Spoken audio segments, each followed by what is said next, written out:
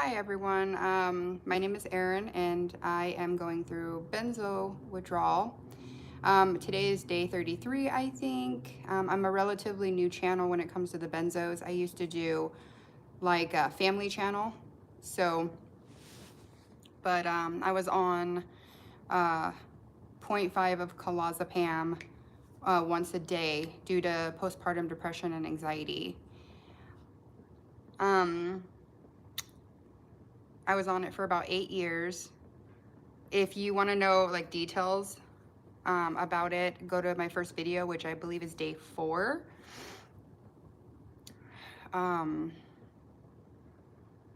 Yeah, I tapered down over the course of like a couple years from 0.5 of Clozapam, and at the end I was tapered to 4 milligrams of Diazepine. And then when I got off was I went into rehab because I was really struggling to get off the last little bit, and go into my first video and I explain in detail, but I left there cold turkey off of 2 milligrams of Diazepam. Luckily, I know it could have been worse, but I still felt a good amount of withdrawal.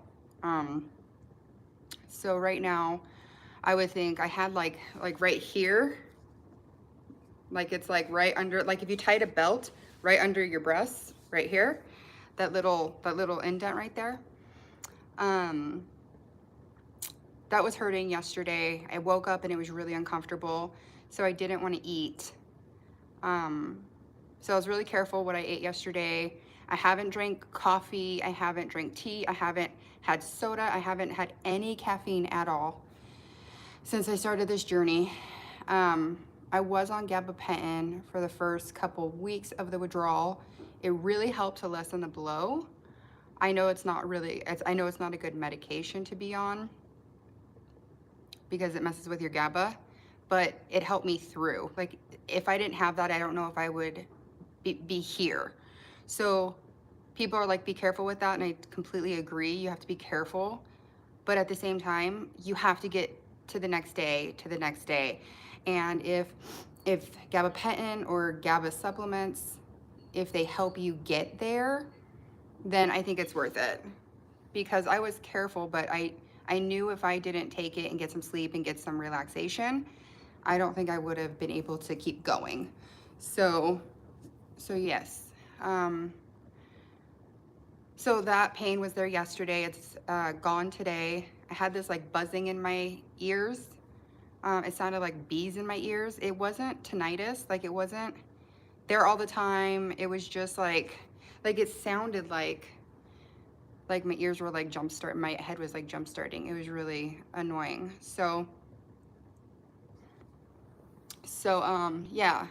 And then last night I slept until 4 this morning, and took my daughter to school. She has to get up at 4:30 to be to the bus stop at 6. And so I was able to take her today. But I woke up and I was sweaty from head to toe, like sweaty, completely just wet. Which is good, because when you have like the flu, you want to wake up sweaty and break your fever, whatever. So that's kind of what I felt was happening by waking up super, super sweaty. Hi, everybody. If you have any questions, please let me know.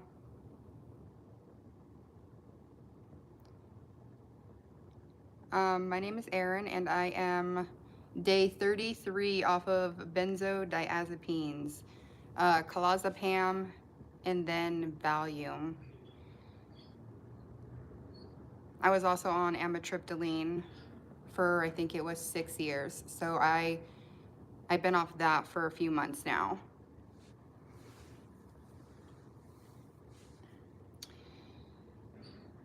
So yeah, the buzzing in my ears was really intense yesterday. The pain in my, like right above my stomach, was really intense yesterday. Heartburn. That's one thing that I forgot to mention. I've had not really bad. I've had heartburn for about a week and a half, 2 weeks. to where I have to take medication because it's annoying. So heartburn and the tremors have stopped. Everything is starting to get better. But I was on only 2 milligrams of Valium when I got off. So luckily I was not on a crazy high dose. I did taper down a lot until I was not able to taper anymore because I was in the rehab center and they wanted to put me on 5 milligrams of Valium 4 times a day. So they didn't even have my 2 milligrams. So I went cold turkey in the rehab facility because I was not going to take 5 milligrams of Valium when I was trying to get off of 2 milligrams. I was just not doing it. Let me know if you guys have any questions.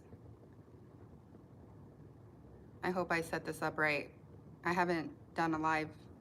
I started last week and I did like a little bit, but I'm trying to figure it out.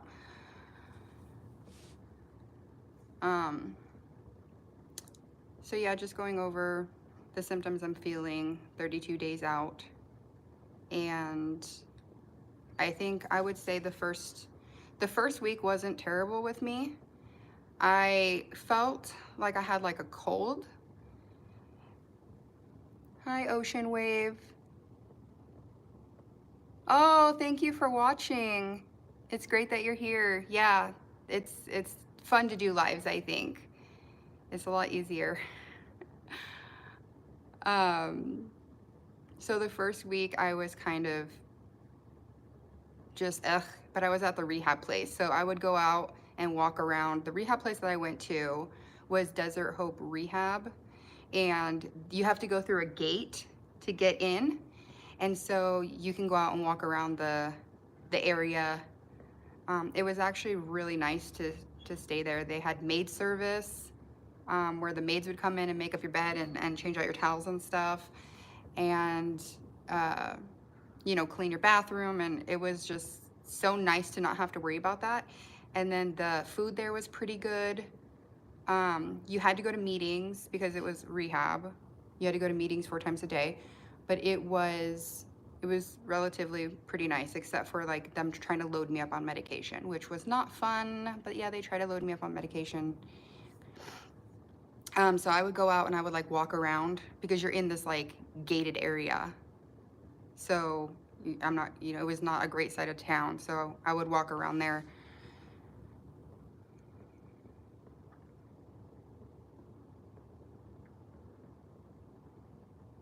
Yeah, sorry. I was live for a few seconds and then I got a phone call, so it shut down.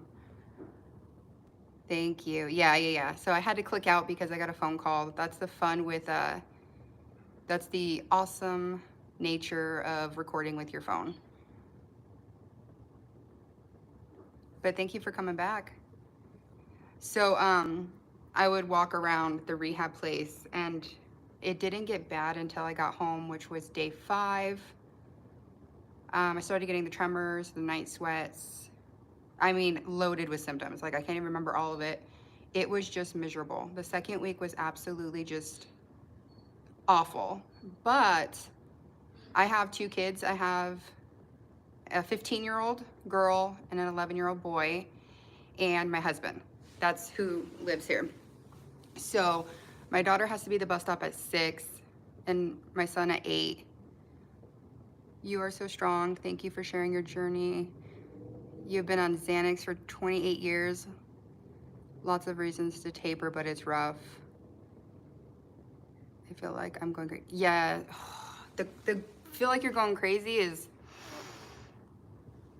awful. It's awful. I've been through 3 postpartum depressions and anxieties, 2 with my kids and then 1 with the surrogate baby that I had. And I had to be hospitalized for my postpartum depressions.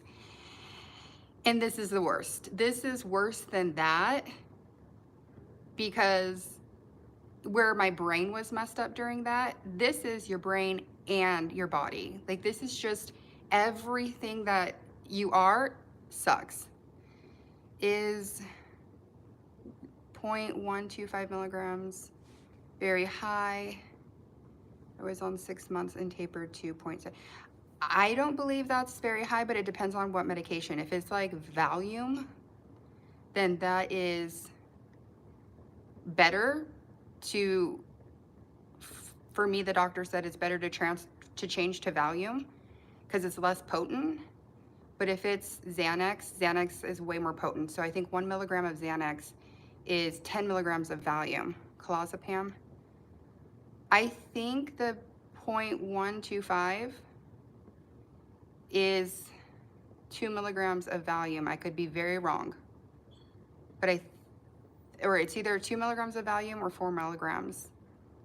I was on 2 milligrams when I got off, and I still had pretty good withdrawal. So I would just say taper down from there if you want. It's a tough one because everybody's so different, but I would taper. I would taper until you have nothing left to taper. That's my advice. Yeah, 2 milligrams. Yeah. See, that's what I was on when I jumped off, was 2 milligrams, and I still had a good amount of symptoms. I should have tapered from there, but like I said, I was in the rehab and I couldn't.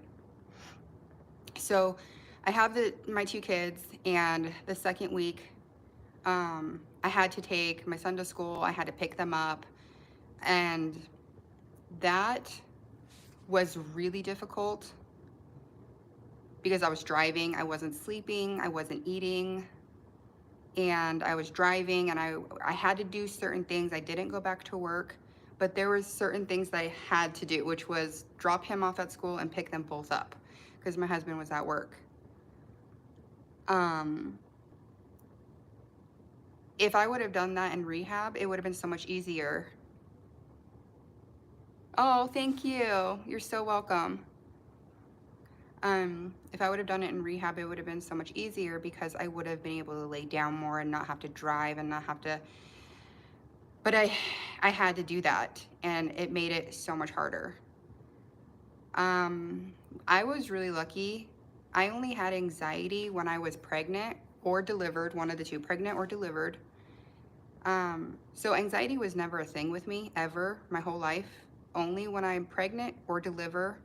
So coming off of the Valium, it wasn't terrible. I didn't have anxiety because I hear the doctor said if you were put on the medication for anxiety, you will have the anxiety rebound. But I never had anxiety. You know, I'm 6 years from having the surrogate baby. I had him 6 years ago. So yeah, I knew that like my hormones were okay, and I was good. I was good to get off the medication. I stayed on so long because I was scared. I was so afraid to get off this medication because I would miss like 2 days and just feel awful. So my symptoms now for 33 days is still abdominal issues, night sweats. My insomnia is getting better. You're tapering down from 0.5 milligrams nightly after 3 years. I was going through withdrawals at the end of last year and didn't know. Oh, you didn't know it. I really didn't know. I could have it. Yeah, I did that with Cymbalta. I thought I had a cold, I had the flu, and then I realized it was withdrawals later. So how did you realize that you're in withdrawal? Yeah, I've said so many times that they hand these drugs out like Tic Tacs, and it really, really upsets me because with benzodiazepines specifically, I really wish that they would have had me like watch a video or read a pamphlet or, hey, this is what you're in for. I was so sick. I was so sick, though something was wrong with me until we went to the ER. Oh, you had to go to the ER and they told you. See, that's terrible. Like, we should never find out we're going to go into withdrawal by going into withdrawal. Like, I don't understand. I was watching this commercial the other day, and it was for, like, I think it was Trintellix, which my sister's on Trintellix. And it said, if you stop taking your medicine abruptly, it will lead to side effects. And I'm like, side effects? If you stop taking your medicine, it'll lead to side effects. That's a nice way of saying you're going to be in withdrawal hell. And I just, it really makes me angry because when you're given antidepressants, opiates, benzos, you don't know what you're in for. You take this medication thinking I can get off, like gabapentin they gave me. Oh, I can stop taking it? Oh yeah, you can stop taking it whenever you want. Trazodone. Oh, you can stop taking it whenever you want. Qvivic. You can stop taking it whenever you want. There's no withdrawal from all of those medications, but the doctors just say, oh, you're fine, you're fine. Even when I was tapering off of the Valium, oh, you can jump off. You can just cut your pill in half and stop taking it and you will totally be fine. So that's why I'm doing this channel, because when I was going through it, sorry, my eyesight's not the best. I need turned 41 and now I need glasses.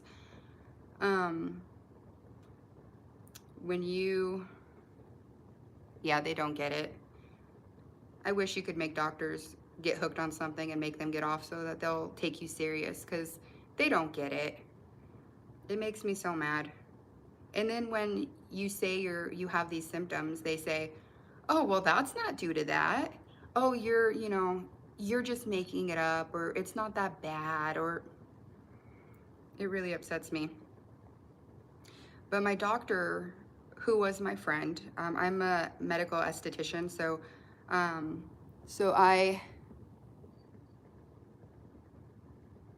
I'm doing pretty well at this moment, thanks. The pain in my stomach is subsided, the noise in my ears subsided. I actually woke up and took my daughter to the bus stop, so I'm doing pretty well today. I feel like I've turned the corner. My energy's not great, but everything else is starting to get much better. See, in my concentration, I'm going from one thing to the next because I can't stay focused.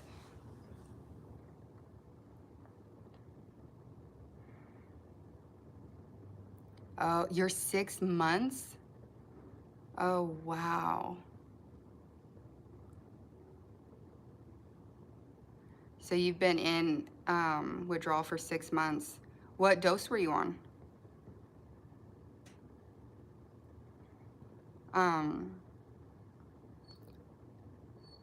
So I forgot what I was saying. See, my memory is not great. 1 milligram of Klonopin. Oh, Zoloft, yeah, Zipaclone. Those are not, yeah. That's rough. I'm so sorry you're going through that. Are you feeling terrible? Yeah, so I was given 0.5 of Lorazepam, and I tapered over like 2 years. I was not in any hurry. I was just like, whenever I thought about it, I would cut it back. And then 2 milligrams, I had nothing. So I did go into withdrawal, but maybe it wasn't as bad as some of you guys. Yeah. I definitely feel like that for sure. Getting better and better every day. So I'm a medical esthetician. I'm actually an instructor. So I'm an aesthetic instructor, and I worked with doctors.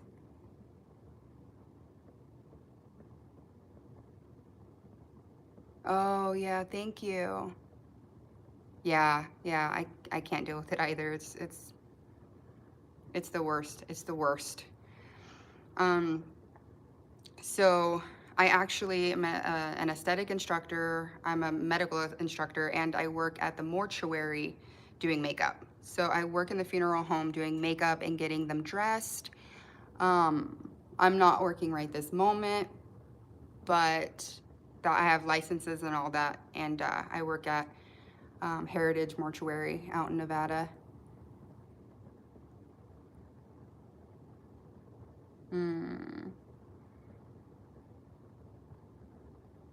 Yeah, that's a weird thing. 0.5 every other day. I don't know. You kind of just listen to your body. That's what my advice. Just listen to your body. If that doesn't work, then just cut it back slower. How you can live through it. That's my advice. Just you have to be the one to live through it. So I worked at a doctor's office, and the nurse practitioner there was my friend, and she, thank you, and she was prescribing them to me. She was on them, but she wasn't on them every other day because she knew that they could be addicting. And but still, even having my friend be the doctor, I still didn't get the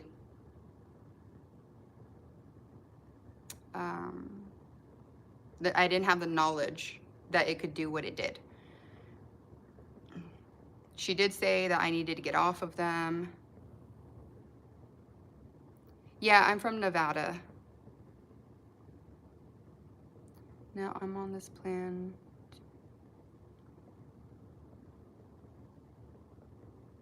Yeah. It's hard. Most people, they can't avoid the withdrawal. So if you can't avoid it, you just have to make it as something you can get through. Because it's awful. If you can go to a rehab, that's not going to load you up on medication. But even I went in for 6 days, and I didn't get my acute withdrawal until I was home. So it wasn't even worth it because I didn't have crazy withdrawal until day 5 or 6. So, but yeah, so my friend, who is my doctor, still didn't get, I still didn't fully understand what I was getting myself into. Oh, yeah, the appetite thing. So I'm eating now. I got my appetite back now, but I did lose 15 pounds. And, which is good, because when I had the surrogate baby, it was hard to lose the weight. I was always like 100 and, I'm 5'7". I was like 116 pounds. I had my daughter 15 years ago, got right back in my clothes within 2 days, had my son, put on some weight, had the surrogate baby, put on some weight, and then the doctor was like, you have migraines, so you have to do the Dizzy Cook diet, which was, healthy meats, that sort of thing. Lost 10 pounds, and then not eating for 2 weeks, 3 weeks, when I went into deep withdrawal, and I lost 15 pounds. I wasn't eating at all. Like, I would suck on saltine crackers at night so that I could take my amino acid and my blackberry seed oil pill. So I could take those at night. I would suck on a saltine, and even that was just like, it made me gag. It was awful. So yeah, it's the appetite thing. It came back. It came back after 2 weeks, and now I get hungry like a normal appetite. So I'm wondering when you guys all incorporated coffee back, because that's the one thing I miss so much is my coffee. Like, I'm not gonna go back to drinking soda, but I miss my coffee. And my husband had it this morning, and I'm like, oh, I want it so bad, but I'm afraid it's gonna give me insomnia, and my sleeping is starting to get better. So any advice you guys have with coffee, and when is a good time? I've looked for decaf, but I like the caramel macchiato, and I can't find it in decaf. I tried a decaf, and I'm like, I'd rather have nothing. So yeah, my appetite's good. I woke up really, really, really, really, really sweaty last night. And I'm hoping that was like my body getting rid of everything. Do you guys have any other questions before I get off for today? I gotta go make my bed. I washed the sheets because I was so sweaty. But if you have any questions, I'll hang on for a minute.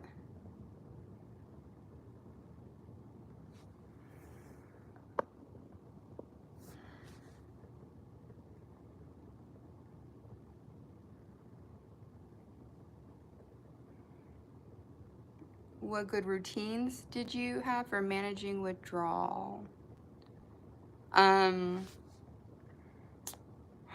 You know, honestly, I laid around a lot. I would take my son to school and then lay down, pick him up and then lay down. Um, take a bath at night.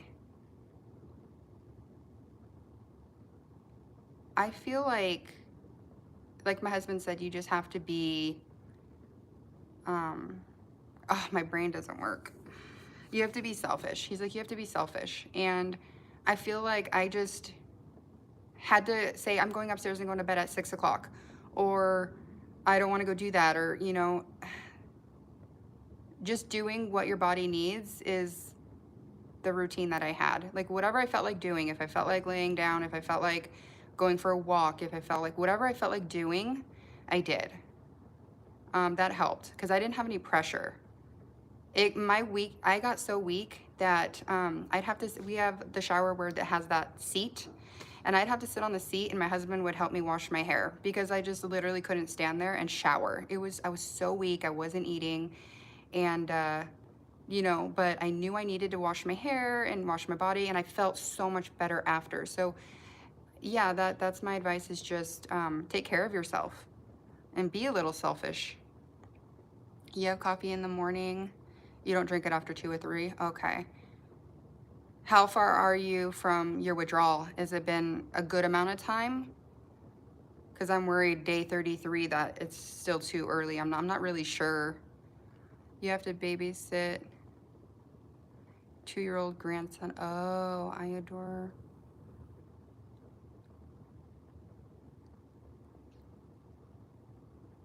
Yeah, your 2-year-old grandson. Yeah, my husband's hard on my kids too. On our kids. He was military, but he's just, I didn't grow up with any discipline. So he did grow up with discipline. So I just don't know of that. But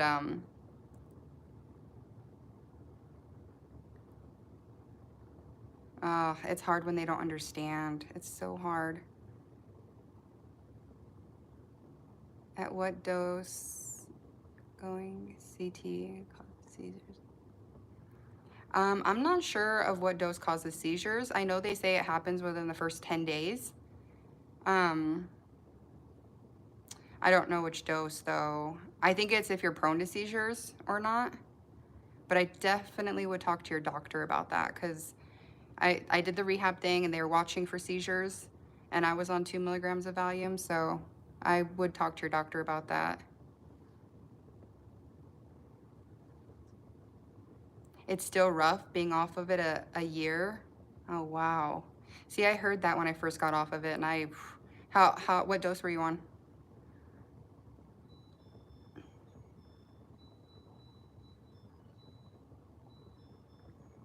Yeah, go slow until he's in school, honestly. Until he's in school.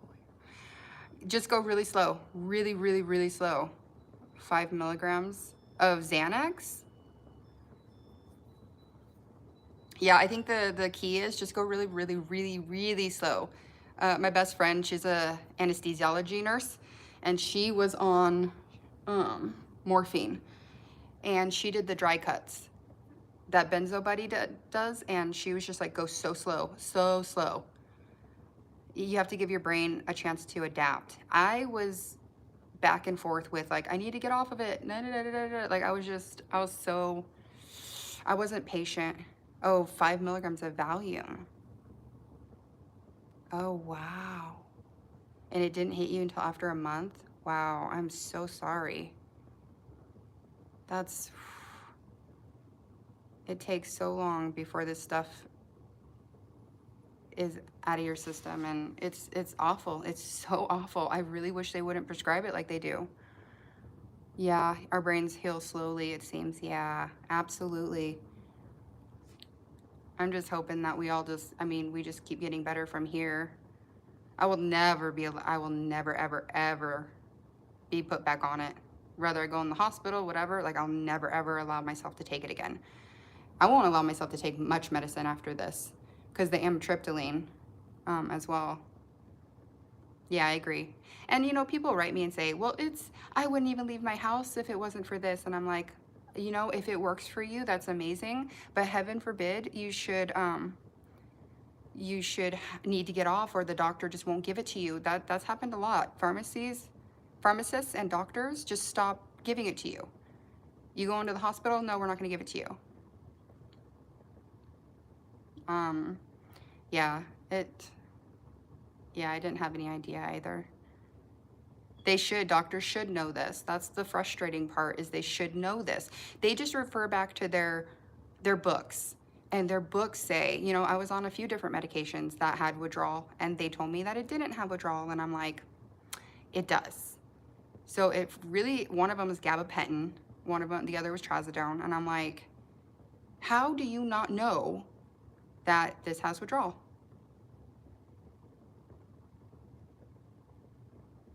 Yeah, it is inhumane.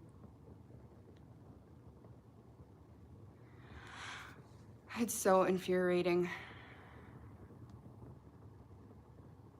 We need to put more, that's why I'm doing this channel, because I needed to have that support group and help other people and have other people help me, because I didn't think I'd get through it. It was 1 minute by 1 minute at certain days. It was, I would lay in bed with insomnia for like the third night in a row, and I would be like, if I just incorporate half a pill, I will be okay. And yeah, I think one of the nights I opened my drawer and my husband's like, what are you getting? And I'm like, nothing. And he saved me from taking it, because I was really close one of the nights. But you just have to have that support system. Like, I would wake him up and be like, oh my God, like, I can't sleep. And he would just hold me and hug me. And yeah, if you have that, it helps. All right, guys, I'm gonna leave it there. I'm gonna go make my bed. But thank you all for being here. If you have any other questions, just comment and I'll respond, okay? Yeah, you have a good day too. I appreciate all of you so much. All right, I will see y'all later. Bye.